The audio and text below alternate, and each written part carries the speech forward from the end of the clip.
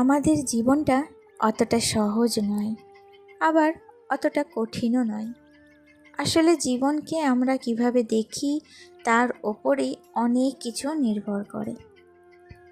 জানো তো, প্রত্যেক মানুষের জীবনেই কিছু না কিছু সংগ্রাম থাকে। কারোটা বাইরে থেকে দেখা যায়, আবার কারোটা মনের ভেতর লুকিয়ে থাকে। যে মানুষ বাস্তবতাকে মেনে নিয়ে সামনে এগিয়ে যেতে পারে, তার কাছে জীবনটা অনেকটা সহজ মনে হয়। আর যে বাস্তবতার সাথে মানিয়ে নিতে পারে না, তার কাছে জীবনটা খুব কঠিন হয়ে ওঠে। আমার জীবনেও এমন অনেক বাস্তবতা আছে যেগুলো মেনে নেওয়া সহজ নয়।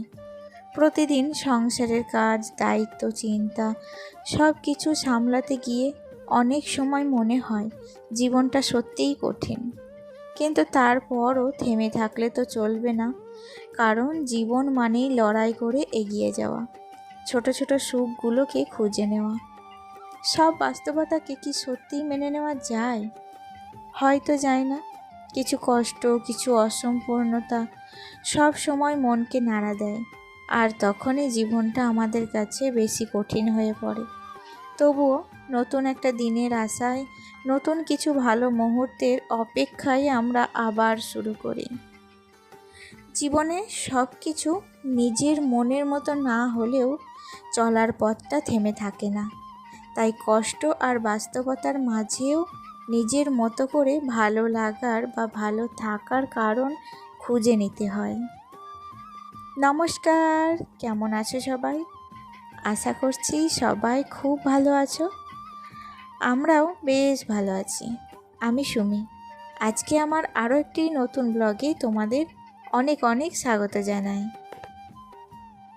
মনের মধ্যে অনেক বড় বড় স্বপ্ন ডানা বাঁধে, কিন্তু সব স্বপ্নকে কি সব সময় প্রশ্রয় দেওয়া ভালো?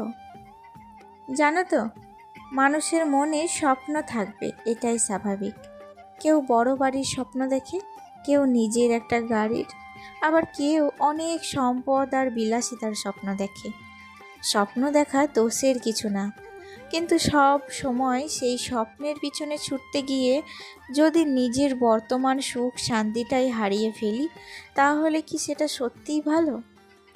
আমারও অনেক ইচ্ছা ছিল, এখনও আছে, কিন্তু সময়ের সাথে একটা জিনিস বুঝেছি, যত বেশি না পাওয়ার দিকে তাকিয়ে থাকি, তত বেশি মন অশান্ত হয়ে যায়। এক ইচ্ছা পূরণ হলে আর একটা ইচ্ছা জন্ম নেয়। তারপর শুরু হয় তুলনা, হিংসা, অশান্তি আর অপ্রয়োজনীয় চাপ। তাই আজ আমি চেষ্টা করি আমার যা আছে সেটার জন্য কৃতজ্ঞ থাকতে।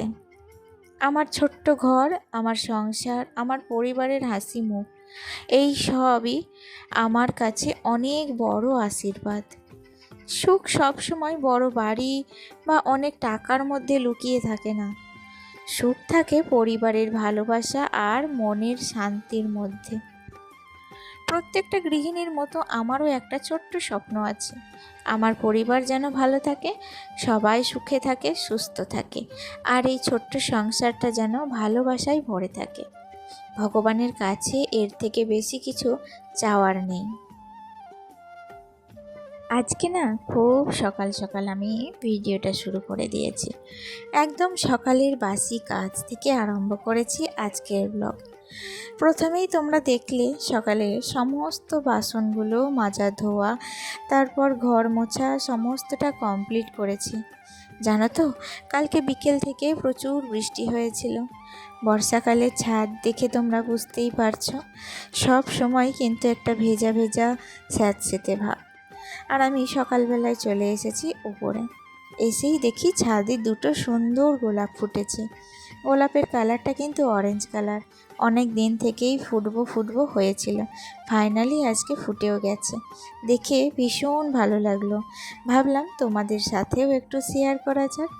আরও পাশে 2-4টে কুড়ি আছে, হয়তো নেক্সট দিন এগুলো ফুটে যাবে খুব তাড়াতাড়ি। বর্ষার জল পেয়ে গাছগুলো প্রাণ ফিরে পেয়েছে। আর এর মধ্যে কিন্তু একটা খারাপ খবরও আছে। আমার ছাদে দেখো, জামা কাপড় মেলার জন্য যে দড়িটা টাঙানো ছিল না, সেটা কিন্তু কী কারণে জানি না ছিঁড়ে গেছে, হয়তো জল পেয়ে পচে গেছে। সেটাকেই দেখো আমি নতুন করে আবার বাঁধার চেষ্টা করছি। আমাদের ছাদে এই একটাই দড়ি আছে, এই দড়িতেই আমাদের সমস্ত জামা কাপড় মেলা হয়। তাই জন্য দড়িটাকে আবার নতুন করে দেখো টাঙিয়ে নিয়েছি। তারপর বেশ কিছু ভেজা জামা কাপড় ছিল কালকের, সেগুলোই এখন এখানে হাওয়ার মধ্যে মেলে দিচ্ছি। সকালবেলায় কিন্তু অনেকখানি বেলা হয়ে যাওয়া সত্ত্বেও রোদ উঠছে না, তাই ভাবলাম হাওয়াতেই মেলে দেওয়া যাক। আর এদিকে এই জবা গাছের টবটাতে প্রচুর জল জমেছিল। কালকে বৃষ্টির পর তো আর ছাদে ওঠাই হয়নি, তাই জলটাকেও আর ফেলা হয়নি। সকালবেলায় উঠে জলটাকে দেখো একটুখানি গড়িয়ে দিলাম। গাছের গোড়ায় জল জমে থাকলে গাছটাকে যে আর বাঁচাতে পারবো না, সেই কারণে এই ব্যবস্থা। আর এদিকে আমার লঙ্কা গাছটার কী রকম অবস্থা দেখো, এক গাছ লঙ্কা এসেছে। এই গাছটা অনেক দিন থেকেই আমাকে লঙ্কা দিচ্ছে জানো, এত পরিমাণে লঙ্কা আসে গাছটাতে, এক গাছ করে প্রায় 100 মতো লঙ্কা তুলে নিয়ে যায়। আবার কিছুদিন পর দেখি গাছটাতে আবারও অনেক লঙ্কা এসেছে। আমি কিন্তু এখানে বেছে বেছে লাল লঙ্কাগুলোই তুলে নিলাম।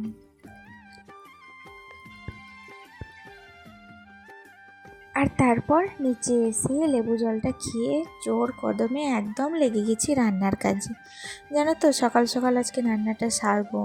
আজকে আমাদের একটা ঘর রং করা কমপ্লিট হলো, এবার আর একটা ঘরে রং করবে।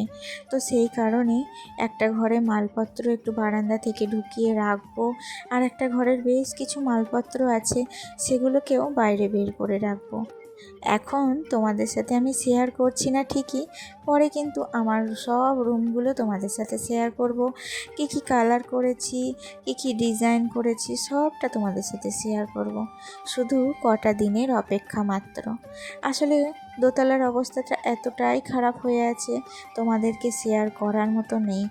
আসলে সমস্ত মালপত্র বার করে দোতলার বারান্দার মধ্যে রাখা হয়েছে, তাছাড়া জায়গা নেই তো কোথায় রাখবো বলো অত মালপত্র।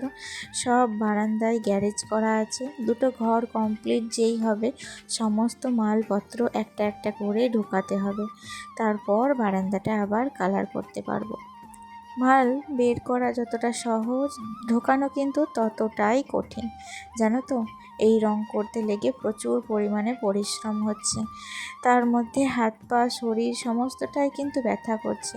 তার মধ্যেও আমি কিন্তু ব্লগ করা ছাড়িনি, আমি কিন্তু প্রতিদিন নিয়মিত তোমাদের সাথে ব্লগ শেয়ার করছি, কারণ তোমরা আমার একটা পরিবার।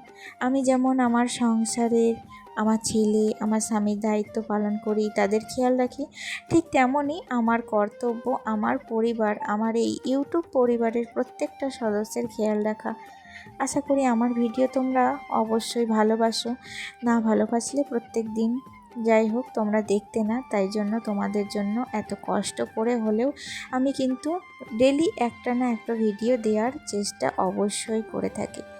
যাই হোক, তারপর রান্নাগুলো আস্তে আস্তে সব কমপ্লিট করে নিয়েছিলাম, আর লাস্টে করেছিলাম একটু সয়াবিন আলুর তরকারি। অনেক দিন পর এই রেসিপিটা আজকে ট্রাই করলাম, কিন্তু নিরামিষ। যাই হোক, সব মিলিয়ে সারা দিনের কাজগুলো বেশ ভালোই কেটে গেল। তাহলে চলো বন্ধুরা, আজকের মতো ভিডিওটি এতখানেই শেষ করছি। দেখা হচ্ছে নেক্সট ব্লগে, ভালো থেকো, টাটা।